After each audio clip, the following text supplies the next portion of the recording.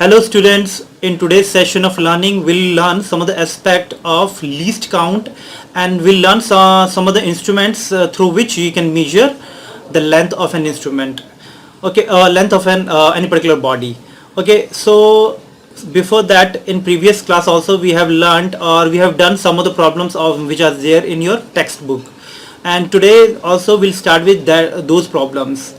Okay, as you can see in this PDF, you have been given this problem. The size of a bacteria is 1 micron, and this is the symbol which we have used earlier also. This is equivalent to 1 micrometer, which we call it as 1 micron. The bacteria size is 1 micron. Then find the number of bacteria which is there in 1 meter. So what does it mean? Ki if the size of the bacteria is 1 micron and if this is a meter scale, so how many bacteria that you can put on this meter scale, that you need to find out.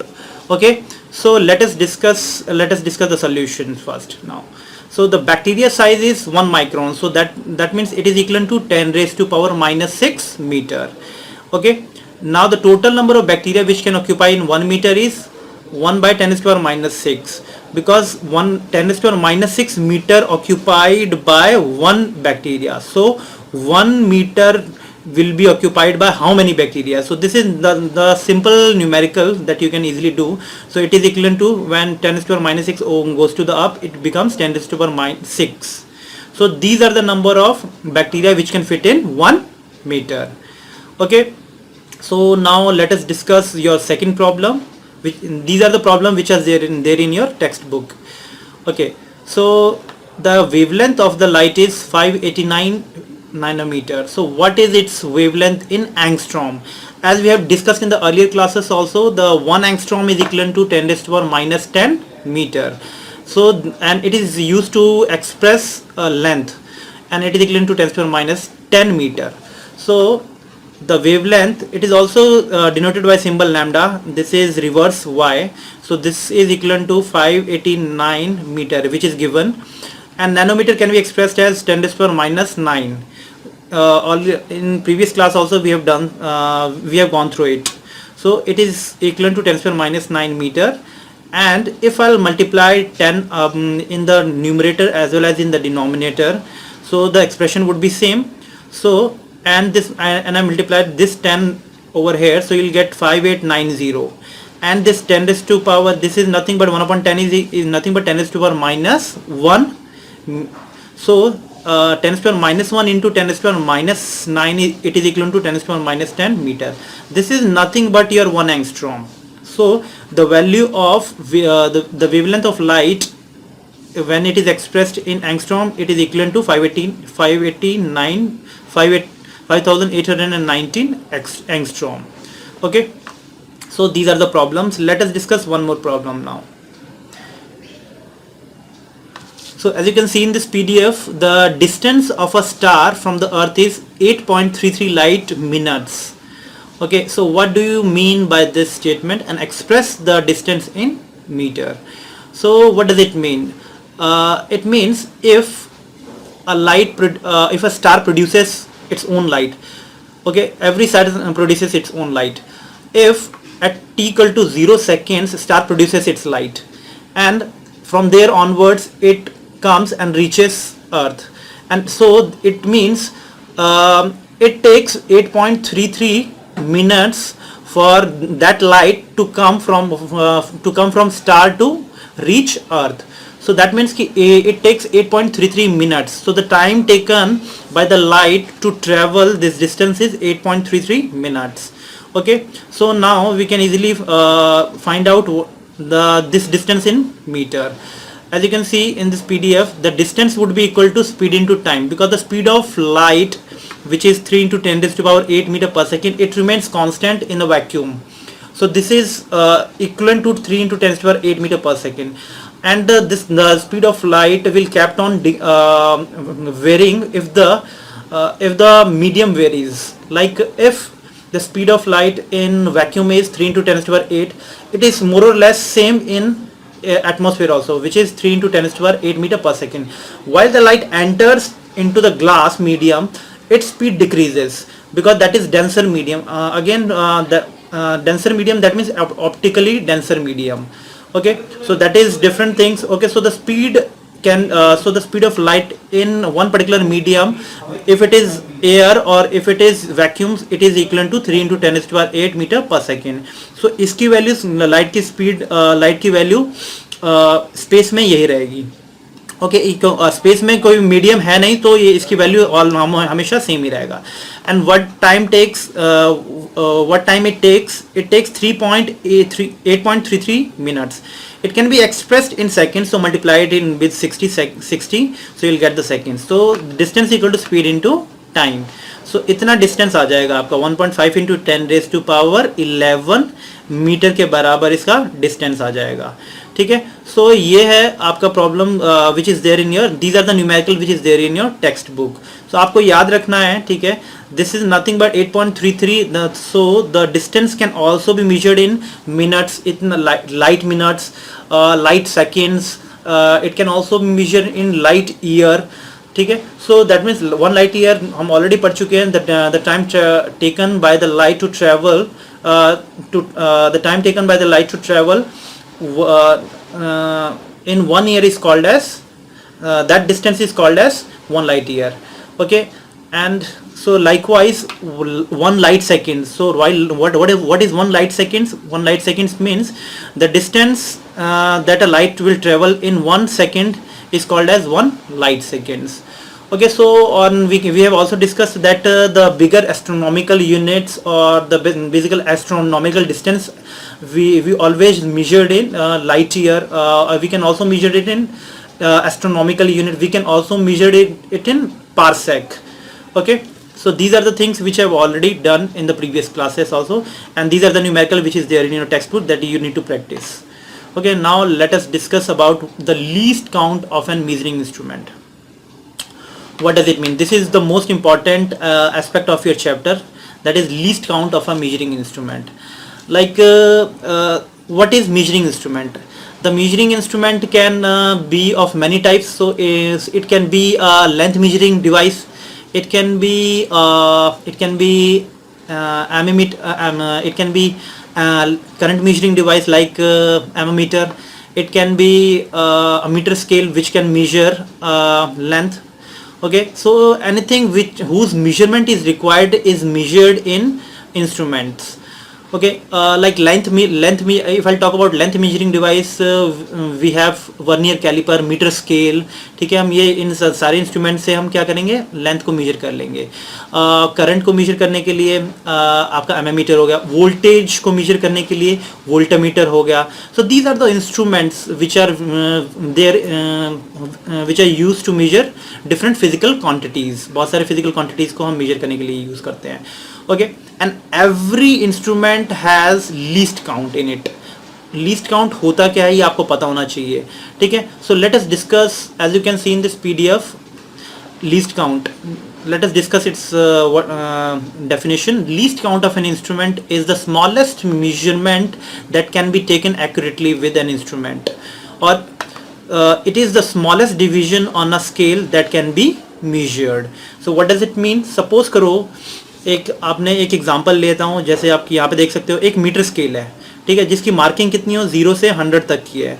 A metre scale has 100 division, so its smallest scale और division is 1 mm. एक metre scale है जिसकी division कितनी होती है 100. और जो इसका सबसे छोटा जो इसका जो मेजरिंग स्केल है, that is the least count of an instrument. वही लीस्ट काउंट होता है. In this case the least count it is of this metre scale is 1 millimetre. सो 1 मिलीमीटर है इसका लीस्ट काउंट. ठीक है, इस पर्टिकुलर स्केल का, जिसका डिवीजन 0 से 100 सेंटीमीटर तक है. ठीक है, सो किसी भी इंस्ट्रूमेंट का जो सबसे छोटा वैल्यू जो कि इंस्ट्रूमेंट मेजर कर सकता है, that is called the least count of an instrument. Okay, so and different instrument का डिफरेंट लीस्ट काउंट होता है. देखो, लीस्ट काउंट जितना छोटा होगा उतना ही एक्यूरेट हो जाएगा इंस्ट्रूमेंट. ठीक है, सो दैट मीन्स कि लीस्ट काउंट अगर छोटा रहता है मतलब बहुत तो प्रिसीजन ज़्यादा आ जाता है. The smaller the least count of an instrument, more precise is the instrument and more precise is the measurement made by the instrument. Okay, so इसका मतलब कि एक मीटर स्केल का लीस्ट काउंट होगा 1 millimetre, which is its smallest scale that can be measured easily accurately by a meter scale. ठीक है. So likewise आप बहुत सारे different इंस्ट्रूमेंट का लीस्ट काउंट निकाल सकते हो. ठीक है. तो उसका जो सबसे छोटा वैल्यू जो मेजर करेगा कोई भी instrument, so that is its least count. Like अब ये मीटर स्केल ना होके 50 हाफ मीटर स्केल होता. ठीक है. तो हाफ मीटर स्केल में भी डिपेंड करता है. अगर मान लो उसका 0 से 100 सेंटीमीटर तक, 0 से 10 सेंटीमीटर तक का भी डिवीजन 10 होता है, तो उसमें भी उसका भी लीस्ट काउंट सेम ही होगा 1 मिलीमीटर.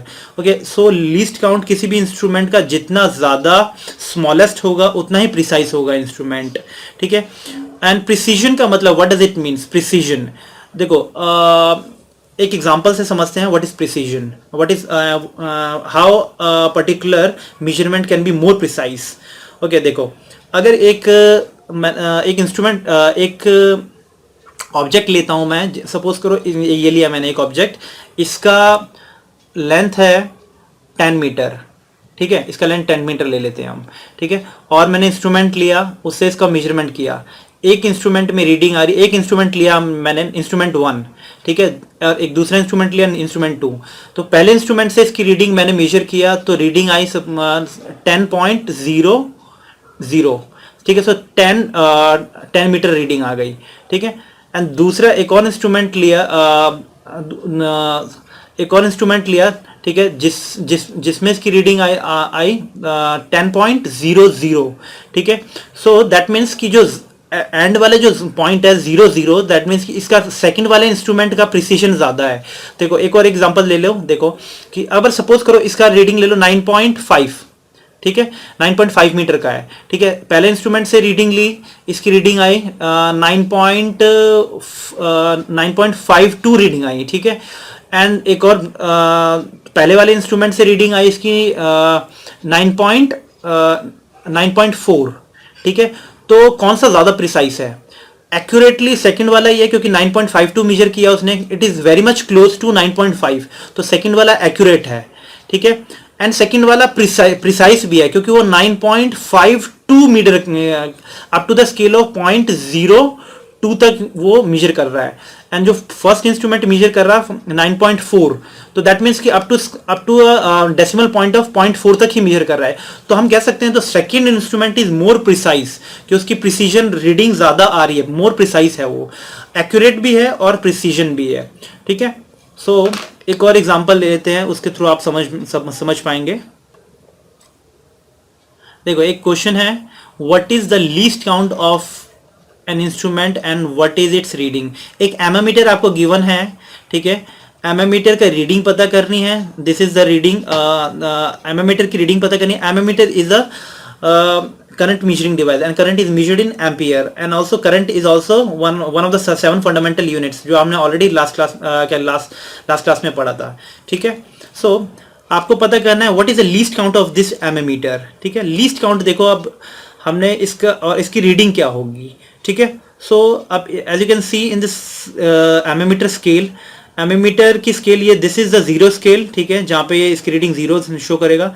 ये इसकी रीडिंग 1 एम्पियर से थोड़ी सी ज्यादा है. देखो as you can see in this diagram, वो ये 1 एम्पियर से थोड़ा सा ज्यादा है, और कितना ज्यादा है वो हमें पता करना है. ठीक है. देखो, तो पहले तो हम लीस्ट काउंट पता कर लेते हैं. What is least count? It is the smallest division on this ammeter scale.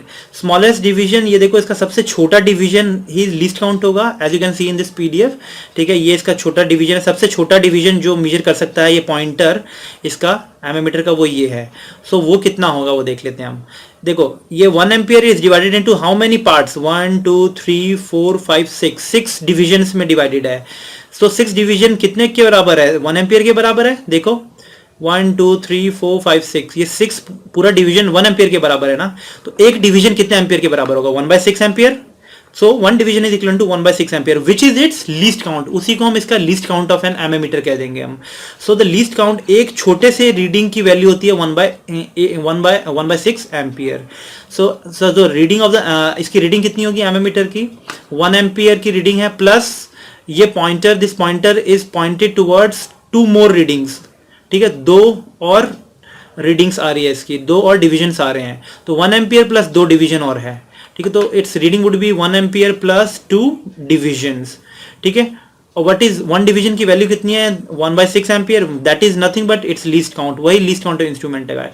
So 1 ampere plus 2 into least count, least count कितना है 1/6 एम्पियर, ठीक है। इसको फर्दर सॉल्व कर देंगे, you will get 4/3 ampere which is 1/33 ampere. So this is the reading of this, so this is the reading of this ammeter, ठीक है। सो likewise आपको किसी भी इंस्ट्रूमेंट का अगर लीस्ट काउंट पता करना है तो सबसे हम बोलेंगे that is the smallest division that that particular instrument can measure is called as its least count, और उसका स्मॉलेस्ट स्केल डिवीजन होगा that is its least count, okay. So this is all about least count. ऐसे ही हम least count बहुत सारे instruments वगैरह का आगे भी देखेंगे, ठीक है। सो now let us discuss the length measuring instruments, okay। so एक स्केल तो हम जो डे टू डे लाइफ में आप मेजर करोगे that is first is metre scale. So metre scale का अभी हमने बताया था, if it is a metre scale that means metre scale consist of 0 से 100 डिवीजन तक रीडिंग रहती है। इसका स्मॉलेस्ट डिवीजन कितना होता है 1 मिलीमीटर का होता है, ठीक है। So this is 1 millimetre is a least count of this metre scale, and in day to day life on day to day purpose में हम ये मीटर स्केल ज़्यादा यूज़ करते हैं, ठीक है।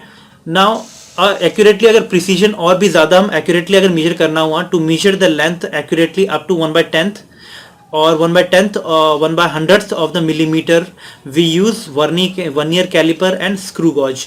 इसका मतलब अगर हमें और प्रिसाइसली और मोर एक्यूरेटली अगर रीड करना है, ठीक है, तो हम वर्नियर कैलिपर यूज करेंगे और स्क्रू गॉज यूज करेंगे। दैट मीन्स कि बहुत जो छोटे छोटे जो मेजरमेंट हम कर सकते हैं दैट हम वर्नियर कैलिपर में कर सकते हैं with more precision, and screw gauge में कर सकते हैं विद मोर प्रिसीजन, ओके। हम वर्नियर कैलिपर का अगेन लीस्ट काउंट होता है 0.01 सेंटीमीटर। जनरली जो हम डे टू डे लाइफ में अभी जो हम वर्नियर कैलिपर यूज करेंगे उसका लीस्ट काउंट होता है 0.01 centimetre, that is also equal to 0.01 millimetre. तो दैट मीन्स का इसका प्रिसीजन रीडिंग होगा 0.1 मिलीमीटर तक होगा, ठीक है। Screw gauge again is an instrument which is use to measure length, ये दोनों लेंथ मेजर करेंगे, और प्रिसीजन से अगर मेजर करना है तो हम स्क्रू गॉज यूज करेंगे। बहुत मतलब छोटे छोटे डिस्टेंसेस और भी मतलब लाइक आप क्या कहते हैं वायर का डायमीटर पता करना है, ठीक है, तो हम छोटे छोटे जो पतले पतले वायर्स हो गए, ठीक है, उन सबके डायमीटर्स वगैरह पता करेंगे, ठीक है, तो हम we can make use of screw gauge, ठीक है। And the least count of this screw gauge is 0.01 millimetre, ठीक है। तो again it is more precise. अब देखोगे इन दोनों में से प्रिसीजन किसका ज्यादा है, ये 0.1 मिलीमीटर तक मेजर कर सकता है, ये 0.01 मिलीमीटर तक मेजर कर सकता है, ठीक है। So this is so the screw gauge is more precise than vernier caliper, okay। so we'll be learning about these length measuring device in our next class, ठीक है। so उसमें हम थोड़ा सा वर्नियर कैलिपर भी पढ़ लेंगे, and afterwards we can study screw gauge again. अगर these are the length measuring device, जब भी हम मेजरमेंट करते हैं, ठीक है, so instrument can also produce error, ठीक है। कोई भी इंस्ट्रूमेंट कोई भी मेजर करते हो, जैसे कि अभी मैंने पहले एग्जांपल बताया था, अगर ये 9.5 मीटर का ये अगर ये मीटर स्केल में ये 9.5 मीटर का ये अगर ये ऑब्जेक्ट है, ठीक है, अगर रीडिंग आप लेते हो डिफरेंट डिफरेंट इंस्ट्रूमेंट से, तो हर एक इंस्ट्रूमेंट क्या करता है कि रीडिंग लेता है, इसको मेजर करता है, ठीक है, और मेजरमेंट में बहुत हर एक इंस्ट्रूमेंट का एरर भी आ सकता है, ठीक है। so different errors we'll also learn about the errors which is there in the vernier caliper, also we can learn about the errors which is there in screw gauge, ठीक है। सो ये सारे इंस्ट्रूमेंट हम ये दोनों इंस्ट्रूमेंट हम next class में पढ़ेंगे। एज ऑफ नाउ आपको लीस्ट काउंट के बारे में थोड़ा सा ओवरव्यू दिया है, ठीक है, और लीस्ट काउंट के बारे में किसी भी इंस्ट्रूमेंट का आप निकाल सकते हैं, be it vernier caliper, be it screw gauge, be it metre scale, be it multimeter, be it voltmeter, be it anything, any instrument, जो भी मेजरिंग इंस्ट्रूमेंट होगा उसका आप इजीली लीस्ट काउंट निकाल सकते हैं, okay. So in this session we have learnt about least count as well as some of the problems. Thank you.